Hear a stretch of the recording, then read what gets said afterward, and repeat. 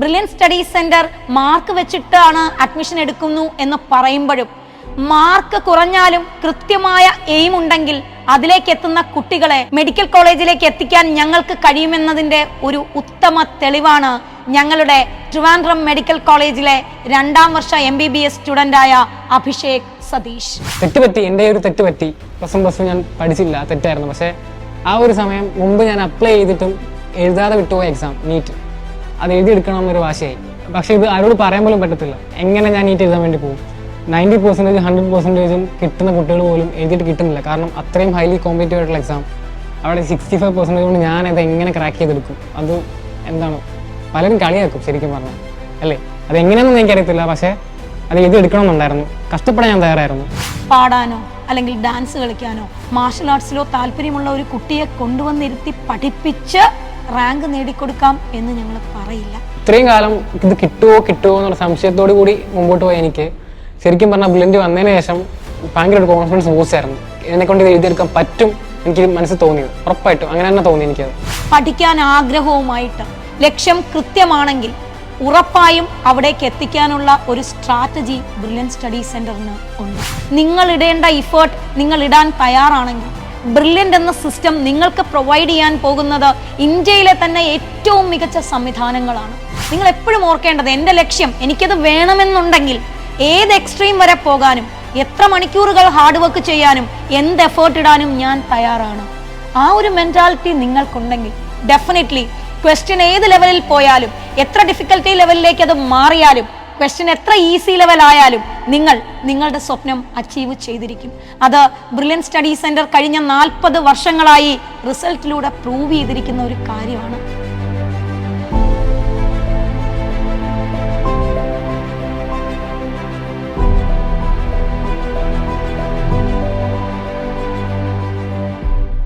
Hi students, നമ്മൾ +2 ഒക്കെ കഴിഞ്ഞ് ഇനി എന്ത് ചെയ്യണം എന്ന് ആശങ്കപ്പെട്ടിരിക്കുന്ന കുറച്ച് കുട്ടികളെങ്കിലും ഉണ്ടാവും, അല്ലേ?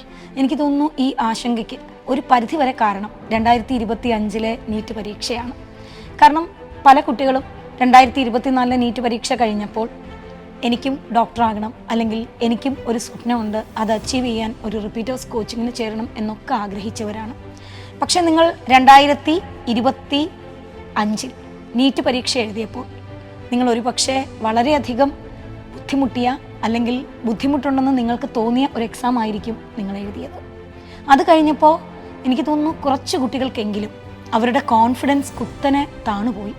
എന്നെക്കൊണ്ട് പറ്റുന്ന ഒരു എക്സാം അല്ല നീറ്റ്, എന്നെപ്പോലൊരു കുട്ടിക്ക് എഴുതിയെടുക്കാൻ പറ്റുന്നതല്ല ഈ ഒരു പരീക്ഷ, എന്നെക്കൊണ്ട് വിചാരിച്ചാൽ ഇത് നടക്കില്ല. അതിൻ്റെ കൂടെ തന്നെ നമ്മൾ കേൾക്കുന്ന പതിവ് പല്ലവികളും. ഇങ്ങനെയൊക്കെ കൺഫ്യൂഷനിൽ വരുമ്പോൾ നോർമലി നമ്മൾ ചെയ്യുന്നത്, ഇന്ന് വിഷ്വൽ മീഡിയയുടെ ഇത്രയും ആധിപത്യം ഉള്ളതുകൊണ്ട് തന്നെ ഡിജിറ്റൽ ഡിവൈസുകളെ നമ്മൾ ആശ്രയിക്കുന്നു, മൊബൈൽ നോക്കുന്നു, റീലുകൾ കാണുന്നു, വീഡിയോസ് കാണുമ്പോൾ പലയിടത്തും നമുക്ക് കിട്ടുന്ന ഒരു ഫീഡ്ബാക്ക്, ഇത്രയും വലിയൊരു എക്സാം അടുത്ത വർഷം ഇതിനേക്കാളും ടഫായിരിക്കും, അടുത്ത വർഷം വരുന്ന എക്സാം എങ്ങനെ എഴുതി ജയിക്കും, ഇത്രയും കുട്ടികളാണ് എഴുതുന്നത്. പക്ഷേ കുഞ്ഞുങ്ങളെ, എനിക്ക് നിങ്ങളോട് പറയാനുള്ള ഒരു കാര്യം, നിങ്ങൾക്ക് ഒരു എയിം ഉണ്ടെങ്കിൽ ആ ലക്ഷ്യത്തിന് വേണ്ടി നിങ്ങൾ എന്ത് തന്നെ ചെയ്യാനും തയ്യാറാകണം. നിങ്ങൾക്ക് ഡോക്ടറാകാനാണ് ആഗ്രഹമെങ്കിൽ ഡെഫിനറ്റായിട്ടും നിങ്ങൾ അതിന് ട്രൈ ചെയ്യണം. ഒരു ശ്രമവും നടത്താതെ എന്നെക്കൊണ്ട് പറ്റില്ല എന്ന് പറയുന്നതിനേക്കാൾ എത്രയോ നല്ലതാണ് ഒന്ന് ശ്രമിക്കുക എന്നുള്ളത്. ഇനി ശ്രമിക്കാതെ ഒന്നും നമുക്ക് അച്ചീവ് ചെയ്യാൻ പറ്റില്ല. അത് എത്ര എളുപ്പമുള്ള പരീക്ഷയായാലും ഡിഫിക്കൽട്ടായ പരീക്ഷയുടെ കാര്യം പറയുകയും വേണ്ട. ഇനി മറ്റൊരു കാര്യം, പരീക്ഷ ഡിഫിക്കൽട്ടായിരുന്നു, ഫുൾ മാർക്കുകളിലേക്ക് എത്താൻ ഏറ്റവും ബ്രൈറ്റർ ആയിട്ടുള്ള ഒരു സ്റ്റുഡൻറ്റിനും പറ്റിയില്ല എങ്കിൽ പോലും ഒരു അഡ്മിഷൻ കട്ട് ഓഫ് മറികടക്കുന്ന രീതിയിൽ പെർഫോം ചെയ്ത ഒരുപാട് കുട്ടികൾ നമ്മുടെ മുന്നിലുണ്ട്, ഞങ്ങളുടെ കൂടെയുമുണ്ട്. അവർക്ക് എങ്ങനെ അത് കഴിഞ്ഞു? ഇപ്പോൾ ഇത് ചേർത്ത് പറയേണ്ട മറ്റൊരു കാര്യം, നമ്മളെപ്പോഴും കേൾക്കുന്ന, എനിക്ക് തോന്നുന്നു വീഡിയോയിലൊക്കെ പലരും പറയുന്നത് പഠിക്കുന്ന കുട്ടികളായതുകൊണ്ടാണ് അവർ അച്ചീവ് ചെയ്തതെന്ന്. അതെ, പഠിക്കുന്ന കുട്ടികളായതുകൊണ്ട് തന്നെയാണ്. സോ എന്തുകൊണ്ടാണ് പഠിക്കുന്ന കുട്ടികൾ ബ്രില്യൻ്റ് സെലക്ട് ചെയ്യുന്നത്? കഴിഞ്ഞ 40 വർഷങ്ങളിൽ ബ്രില്യൻ്റ് എന്താണ് ചെയ്തതെന്ന് കൃത്യമായി വിശകലനം ചെയ്തിട്ടാണ് ഒരു കുട്ടി ഇവിടേക്ക് എത്തുന്നത്. നിങ്ങൾ തന്നെ ഒന്ന് ആലോചിച്ച് നോക്കിയേ. അത്രയും പഠിക്കാൻ താല്പര്യമുള്ള, അത്രയും ആഗ്രഹമുള്ള ഒരു കുട്ടി എന്തുകൊണ്ടാണ് മറ്റ് സ്ഥാപനത്തിൽ പോകാത്തത്? അതൊരു കണ്ണടച്ചുള്ള സെലക്ഷൻ അല്ല. 1 ലക്ഷത്തിലധികം ഡോക്ടേഴ്സ്, 1.5 ലക്ഷത്തിലധികം എൻജിനീയേഴ്സ് എന്ന് പറയുമ്പോൾ ഓരോ മെഡിക്കൽ കോളേജിലെയും മുഴുവൻ സീറ്റുകളിൽ എത്തപ്പെട്ട മലയാളികളിൽ 99% ഞങ്ങളാണ്, ഞങ്ങളുടെ സ്റ്റുഡൻസ് ആണ് എന്ന് പറയുമ്പോൾ വിത്ത് പ്രൂഫാണ് ഞങ്ങളത് കാണിക്കുന്നത്. ഞങ്ങൾ നേരത്തെ പറഞ്ഞതുപോലെ തന്നെ എല്ലാ കുട്ടികൾക്കും ഒരുപോലെ കണ്ടിന്യൂസ് ആയിട്ട് 4 മണിക്കൂർ അല്ലെങ്കിൽ 5 മണിക്കൂർ അല്ലെങ്കിൽ 6 മണിക്കൂർ പഠിക്കാൻ കഴിയണമെന്നില്ല. മറ്റ് താല്പര്യങ്ങളുള്ള, പാടാനോ അല്ലെങ്കിൽ ഡാൻസ് കളിക്കാനോ മാർഷൽ ആർട്സിലോ താല്പര്യമുള്ള ഒരു കുട്ടിയെ കൊണ്ടുവന്നിരുത്തി പഠിപ്പിച്ച് റാങ്ക് നേടിക്കൊടുക്കാം എന്ന് ഞങ്ങൾ പറയില്ല. പക്ഷേ പഠിക്കാൻ തയ്യാറായി ഹാർഡ് വർക്ക് ചെയ്യാനുള്ള മെൻറ്റാലിറ്റിയുമായി ഒരു കുട്ടി വരാൻ തയ്യാറാണെങ്കിൽ ആ കുട്ടിയുടെ ലക്ഷ്യമാണ് പ്രധാനം. നിങ്ങൾക്ക് പഠിക്കാനുള്ള മനസ്സുണ്ട്, അതിന് നിങ്ങൾ റെഡിയാണെങ്കിൽ എന്തിനാണ് നിങ്ങൾ വറി ചെയ്യുന്നത്? നീറ്റ് പരീക്ഷ ടഫ് ആയിക്കോട്ടെ, നീറ്റ് പരീക്ഷ ഏറ്റവും ഈസി ആയിക്കോട്ടെ, സീറ്റുകൾ കൂട്ടിക്കോട്ടെ കുറച്ചോട്ടെ, പക്ഷെ നിങ്ങൾ ആലോചിക്കൂ, നിങ്ങൾ പഠിക്കുന്ന +2 നിങ്ങൾ പഠിച്ച അതേ കാര്യങ്ങൾ പഠിച്ച അതേ കണ്ടന്റുകൾ ഉൾക്കൊണ്ട മറ്റൊരു കുട്ടിയാണ് ടോപ്പിലെത്തുന്നത്. ആ കുട്ടിയും നിങ്ങളെപ്പോലെയാണ്. ദെൻ എന്താണ് ആ ഒരു ഡിഫറൻസ് വരുന്നത്? ലക്ഷ്യം കൃത്യമായി മനസ്സിൽ കണ്ട് കൃത്യമായ പ്ലാനിങ്ങോടുകൂടി ബ്രില്യൻറ്റിൽ വന്ന് പഠിച്ച് ആ മെറ്റീരിയലുകളെ, ഇവിടുത്തെ പ്രൊഫസേഴ്സിനെ, ഇവിടുത്തെ ഫെസിലിറ്റീസിനെ യൂട്ടിലൈസ് ചെയ്ത ഒരു കുട്ടിയാണ് മുന്നിലേക്ക് വരുന്നത്. ഇവിടെ 100-ന് 100 മാർക്ക് വാങ്ങിച്ച ഒരു കുട്ടി 720-ൽ 720 വാങ്ങിക്കുന്നു എന്ന് പറയുന്നതിനേക്കാൾ പഠിക്കാൻ ആഗ്രഹപ്പെട്ട് അതിനുവേണ്ടി പഠിച്ച് +2 നല്ല മാർക്കിൽ പഠിച്ച ഒരു കുട്ടി ഇവിടെ വന്ന് അതുതന്നെ മുന്നോട്ട് കൊണ്ടുപോകുന്നു. +2-ന് 100-ൽ 10 മാർക്ക് വാങ്ങിച്ച ഒരു കുട്ടിയെ ഞാൻ 720-ൽ 720 മാർക്ക് വാങ്ങി കൊടുക്കാം എന്ന് പറയാനുള്ള ഒരു ഫെസിലിറ്റി ബ്രില്യൻറ്റിനില്ല. പക്ഷേ ഒരു കാര്യം ബ്രില്യൻറ്റ് പറയും, എന്താണെന്നറിയോ? പഠിക്കാൻ ആഗ്രഹവുമായിട്ട് ലക്ഷ്യം കൃത്യമാണെങ്കിൽ ഉറപ്പായും അവിടേക്ക് എത്തിക്കാനുള്ള ഒരു സ്ട്രാറ്റജി ബ്രില്യൻറ്റ് സ്റ്റഡി സെൻറ്ററിന് ഉണ്ട്. ഇവിടെ ഞങ്ങളുടെ എല്ലാ സിസ്റ്റവും സജ്ജമാണ്. ആ സജ്ജമായിരിക്കുന്നത് ഒരു പ്രത്യേക കോൺസെപ്റ്റിനെ ബേസ് ചെയ്ത് അല്ലെങ്കിൽ ഒരു പ്രത്യേക സിലബസിനെ ബേസ് ചെയ്ത് NTA-യുടെ കൃത്യമായ സിലബസ് എന്താണെന്ന് മനസ്സിലാക്കി അതിൽ പറയുന്ന കണ്ടന്റുകൾ എങ്ങനെയാണെന്ന് കൃത്യമായി തിരിച്ചറിഞ്ഞ് മാറ്റങ്ങൾക്കനുസരിച്ച് അപ്ഡേറ്റ് ചെയ്ത സിസ്റ്റമാണ് നിങ്ങളെ വെയിറ്റ് ചെയ്യുന്നത്. ഞാൻ പറഞ്ഞതുപോലെ നിങ്ങൾക്ക് കൃത്യമായ ലക്ഷ്യമുണ്ടെങ്കിൽ ഡെഫിനറ്റ് ആയിട്ടും നിങ്ങളെ കൊണ്ട് ഹാർഡ് വർക്ക് ചെയ്യാനും പറ്റും. എപ്പോഴാണ് നമുക്ക് ഹാർഡ് വർക്ക് ചെയ്യാനുള്ള ഒരു മെൻറ്റാലിറ്റി നഷ്ടപ്പെടുന്നത്? എനിക്ക് വേണ്ട, ഞാൻ കോംപ്രമൈസ് ചെയ്യാൻ തയ്യാറാണ്, എനിക്ക് അത്രയും വേണ്ട, അതിനേക്കാളും താഴെ മതി എന്ന് ചിന്തിക്കുമ്പോഴാണ് നമ്മൾ കോംപ്രമൈസ് ചെയ്യുന്നത്. ഇല്ല, എനിക്ക് മെഡിക്കൽ സീറ്റ് വേണം, അതും എയിംസ് അല്ലെങ്കിൽ ജിപ്മർ പോലെ പ്രസ്റ്റീജിയസ് ആയിട്ടുള്ള ഒരു ഇൻസ്റ്റിറ്റ്യൂഷനിൽ തന്നെ വേണം എന്ന് നിങ്ങൾ ചിന്തിക്കുമ്പോൾ അതിനനുസരിച്ചുള്ള ഇഫേർട്ട് ഇടാനുള്ള ഒരു മെൻറ്റാലിറ്റി നിങ്ങളിൽ തന്നെ ഡെവലപ്ഡ് ആകും. അതിന് ഏറ്റവും വലിയ ഉദാഹരണം ബ്രില്യൻറ്റ് സ്റ്റഡി സെൻറ്റർ മാർക്ക് വെച്ചിട്ടാണ് അഡ്മിഷൻ എടുക്കുന്നു എന്ന് പറയുമ്പോഴും മാർക്ക് കുറഞ്ഞാലും കൃത്യമായ എയിം ഉണ്ടെങ്കിൽ അതിലേക്ക് എത്തുന്ന കുട്ടികളെ മെഡിക്കൽ കോളേജിലേക്ക് എത്തിക്കാൻ ഞങ്ങൾക്ക് കഴിയുമെന്നതിൻ്റെ ഒരു ഉത്തമ തെളിവാണ് ഞങ്ങളുടെ ട്രിവാൻഡ്രം മെഡിക്കൽ കോളേജിലെ 2ാം വർഷ MBBS സ്റ്റുഡൻ്റായ അഭിഷേക് സതീഷ്. അഭിഷേകിന് +2-ന് 65% മാർക്കാണ് ഉണ്ടായിരുന്നത്. ഒരു പക്ഷേ ബ്രില്യൻറ്റിൻ്റെ അഡ്മിഷൻ തന്നെ കിട്ടാത്ത ഒരു മാർക്ക്. എങ്ങനെയാണ് അഭിഷേക് അത് മറികടന്ന് മെഡിക്കൽ കോളേജിൽ എത്തിയതെന്ന് നിങ്ങൾ ഒന്ന് കേട്ടു നോക്കൂ. ശരിക്കും പറഞ്ഞാൽ ഈ എൻട്രൻസ് ജേർണി തുടങ്ങുന്നത് തന്നെ ഈ +2 കഴിഞ്ഞപ്പോഴാണ് ഞാൻ അതിനെക്കുറിച്ച് ചിന്തിച്ച് തുടങ്ങുന്നത് പോലും. പക്ഷേ അതിന് മുമ്പ് ഡോക്ടർ ആവണം എന്നൊരു ആഗ്രഹം ഉണ്ടായിരുന്നു. പക്ഷേ എൻട്രൻസിനെ പറ്റി ഓർക്കുമ്പോൾ പേടിയായിരുന്നു. മാത്രമല്ല ഈ ഒരു ഹ്യൂജ് എമൗണ്ട് കൊടുത്ത് പ്രൈവറ്റ് കോളേജിൽ അഡ്മിഷൻ എടുക്കാനും പറ്റത്തില്ല. അപ്പോൾ ആ സ്വപ്നം ഞാൻ അന്നേ ഡ്രോപ്പ് ചെയ്തതാണ്. പക്ഷേ വീണ്ടും ഡോക്ടർ ആവണമെന്നുള്ളൊരു ആഗ്രഹം പിന്നെയും വന്നു. അത് പക്ഷേ +2 കഴിഞ്ഞതിന് ശേഷമാണ്. പക്ഷേ അതുപോലെ ഈസി ആയിട്ട് നടന്നുമില്ല. അതിലും ഒരുപാട് കോംപ്ലിക്കേഷൻസ് ഉണ്ടായി. കോംപ്ലിക്കേഷൻസ് എന്ന് പറയുമ്പോൾ എന്താണ്, +1 +2 പ്രതീക്ഷ പോലെ മാർക്കൊന്നും കിട്ടിയില്ല. വീട്ടിലെല്ലാവർക്കും നല്ല പ്രതീക്ഷയുണ്ടായിരുന്നു മാർക്ക് മേടിക്കുമെന്ന്. ഞാൻ വാക്ക് കൊടുത്തിരുന്നു, പക്ഷേ നടന്നില്ല. മാർക്ക് മേടിക്കാൻ പറ്റിയില്ല, പഠിക്കാൻ പറ്റിയില്ല. +2ൻ്റെ റിസൾട്ട് വന്ന സമയം എനിക്ക് ആകെ കിട്ടിയത് 65% ആയിരുന്നു. അതിൽ ചില സബ്ജക്ട്സ് ജസ്റ്റ് പാസ്സായിരുന്നു, എന്തൊക്കെയോ ഭാഗ്യം കൊണ്ട് ഫെയിലാകാതെ പോയി.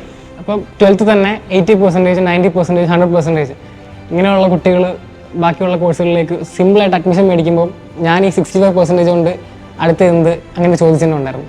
പക്ഷേ ഞാൻ നീറ്റിന് അപ്ലൈ ചെയ്തിരുന്നു.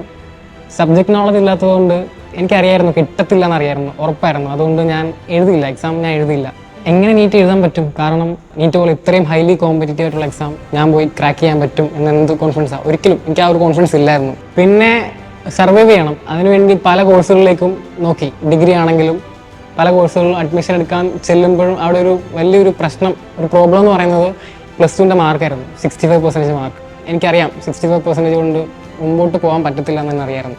അപ്പം ഡിഗ്രി ആണെങ്കിലും പ്രൊഫഷണൽ കോഴ്സ് ആണെങ്കിലും ഒന്നിനും ആപ്റ്റ് അല്ലാതിരുന്ന ഞാൻ വീണ്ടും ആ മുമ്പെങ്ങോ കളഞ്ഞിട്ട് പോയ സ്വപ്നം, ഡോക്ടർ ആവണം എന്നൊരു സ്വപ്നം, അതിലേക്ക് പിന്നെയും തിരിച്ചു വന്നു.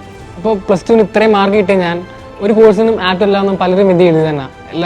പലർക്കും ഒരു പുച്ഛം തന്നെ ആയിരുന്നു 65% +2 മാർക്ക് മേടിച്ചിട്ട് നിൽക്കുക എന്ന് പറയുമ്പോൾ തന്നെ. അപ്പം അത് എനിക്ക് വല്ലാതെ വിഷമം ഉണ്ടാക്കി. എൻ്റെ അച്ഛനും അമ്മയ്ക്കും എനിക്കും വല്ലാതെ വിഷമമായിരുന്നു ആ സമയം. പിന്നെ ഇനി എന്തെന്ന് അറിയത്തില്ല, അടുത്ത കരിയർ ഇനി എന്താവുമെന്ന് ഒരു പിടുത്തമില്ല. എങ്ങനെ മുമ്പോട്ട് പോവും എനിക്കറിയത്തില്ല എന്താവുമെന്ന്.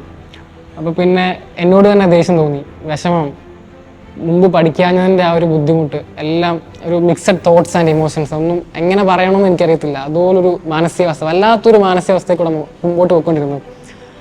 അപ്പോൾ പിന്നെ പെട്ടെന്ന് ഒരു ദിവസം ഭയങ്കര ഒരു വാശിയായി, ഇങ്ങനെ ശരിയാവത്തില്ലല്ലോ, തെറ്റുപറ്റി, എൻ്റെ ഒരു തെറ്റുപറ്റി. +1 ഞാൻ പഠിച്ചില്ല, തെറ്റായിരുന്നു. പക്ഷേ ആ ഒരു സമയം മുമ്പ് ഞാൻ അപ്ലൈ ചെയ്തിട്ടും എഴുതാതെ വിട്ടുപോയ എക്സാം നീറ്റ്, അത് എഴുതിയെടുക്കണം എന്നൊരു വാശിയായി.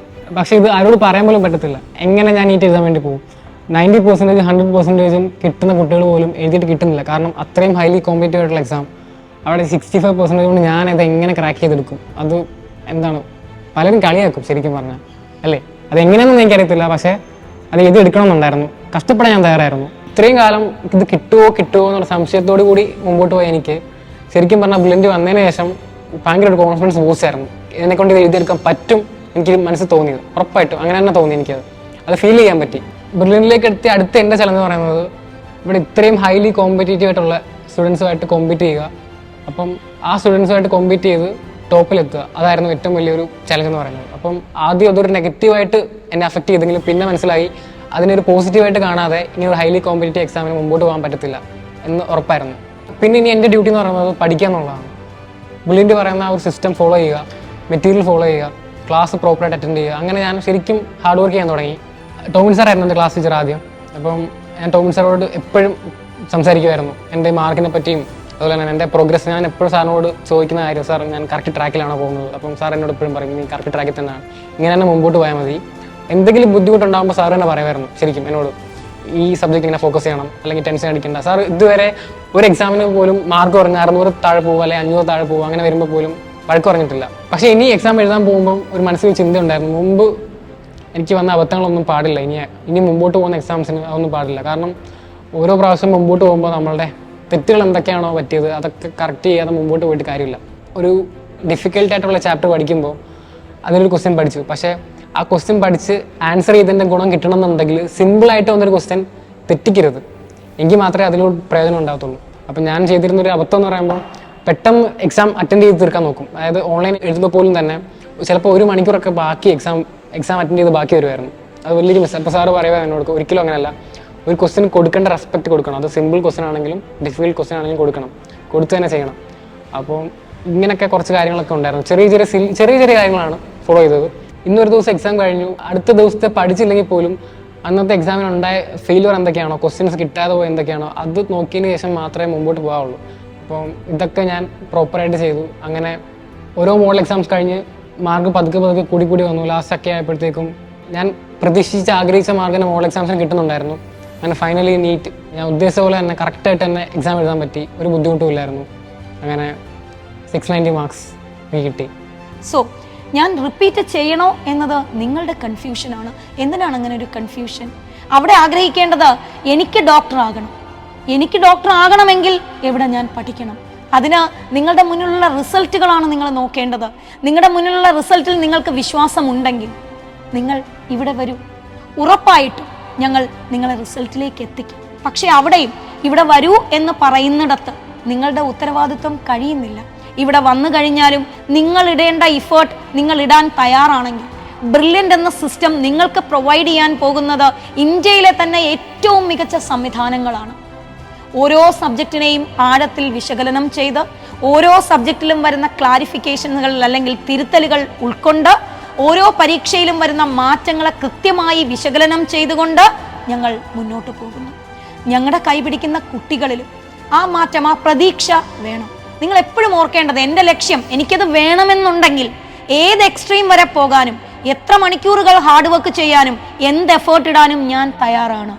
ആ ഒരു മെന്റാലിറ്റി നിങ്ങൾക്കുണ്ടെങ്കിൽ ഡെഫിനറ്റ്ലി ക്വസ്റ്റ്യൻ ഏത് ലെവലിൽ പോയാലും, എത്ര ഡിഫിക്കൽട്ടി ലെവലിലേക്ക് അത് മാറിയാലും, ക്വസ്റ്റ്യൻ എത്ര ഈസി ലെവൽ ആയാലും നിങ്ങൾ നിങ്ങളുടെ സ്വപ്നം അച്ചീവ് ചെയ്തിരിക്കും. അത് ബ്രില്യൻ സ്റ്റഡി സെന്റർ കഴിഞ്ഞ 40 വർഷങ്ങളായി റിസൾട്ടിലൂടെ പ്രൂവ് ചെയ്തിരിക്കുന്ന ഒരു കാര്യമാണ്. സോ നിങ്ങളുടെ മെന്റാലിറ്റിയാണ് ഏറ്റവും ഇമ്പോർട്ടൻ്റ് ആയിട്ടുള്ള ഒരു കാര്യം. മറ്റുള്ളവരുടെ വാക്കുകളിൽ മതിമറന്ന് അല്ലെങ്കിൽ ഡിജിറ്റൽ മീഡിയയെ ഓവറായിട്ട് വിശ്വസിച്ച് എന്നെ കൊണ്ട് ഒന്നിനും കൊള്ളില്ല, അല്ലെങ്കിൽ ഇതുപോലൊരു പരീക്ഷ ഞാൻ ക്വാളിഫൈ ചെയ്യില്ല എന്ന് വൃഥാ ധരിച്ച് എന്തിന് റിപ്പീറ്റ് ചെയ്യണം എന്നൊരു ക്വസ്റ്റ്യനുമായിട്ട് നിൽക്കുന്നതിന് പകരം എനിക്ക് ഡോക്ടറാകണോ വേണ്ടേ, ഞാനതിന് തയ്യാറാണോ, ഞാനതിന് ഇഫേർട്ട് ഇടാൻ കഴിവുള്ളവളാണോ അല്ലെങ്കിൽ കഴിവുള്ളവനാണോ? If your answer is yes, brilliant study centre എന്ന് പറയുന്ന ഒരു സിസ്റ്റം അതിലേക്ക് നിങ്ങളെ എത്തിക്കാനായി എല്ലാ ചുവടുവയ്പ്പുകളും എടുത്ത് കൃത്യമായ പ്ലാനിങ്ങോടുകൂടി 1 വർഷത്തേക്ക് ഓരോ ദിവസവും ഓരോ ഡിപ്പാർട്ട്മെന്റുകാരും എന്ത് ചെയ്യണമെന്ന കൃത്യമായ ബോധത്തോടുകൂടി, കൃത്യമായ പ്ലാനിങ്ങോടുകൂടി സയന്റിഫിക്കായി തന്നെ നിങ്ങളെ കാത്തിരിക്കുകയാണ്. സോ തീരുമാനമെടുക്കേണ്ടത് നിങ്ങളാണ്. എവിടെ റിപ്പീറ്റ് ചെയ്യണം എന്നല്ല, whether I have to repeat it or not. അതാണ് നിങ്ങളുടെ ആദ്യത്തെ ക്വസ്റ്റ്യൻ. പിന്നെ എവിടെ എന്നുള്ളത് അത് ഞാൻ ഇനി പറയുന്നില്ല. കാരണം സെർച്ച് ചെയ്യേണ്ടത് നിങ്ങളാണ്. റിസൾട്ടുകളിലൂടെ, ജെനുവിനിറ്റിയിലൂടെ, എത്തിക്സിലൂടെ സെർച്ച് ചെയ്ത് നോക്കൂ. ഡെഫിനറ്റ് ആയിട്ടും നിങ്ങൾക്കൊരു ആൻസർ കിട്ടും. Brilliant Study Center, India's #1 coaching center for NEET and JEE.